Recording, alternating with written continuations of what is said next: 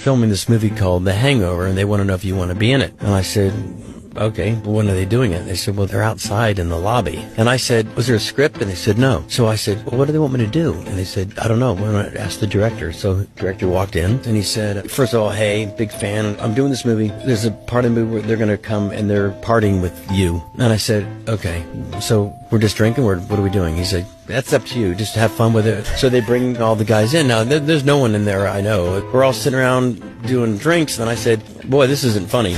Should we be doing blow? You could hear a pin drop. And he was like, are you cool with that? And I said, yeah, I mean, I don't do drugs, so that would be kind of funny. So my assistant got some sweet and low and whatever, and we made it look like a Coke party. And then the director was like, holy shit, and they were just loving it. So I put a line on Zach's belly, and it was successful, because doing coke with me I don't do it. Since then, people are like, you're like, dude, the coke guy. I'm like, no, I don't do. That's what makes the movie. It's a movie. It's not real.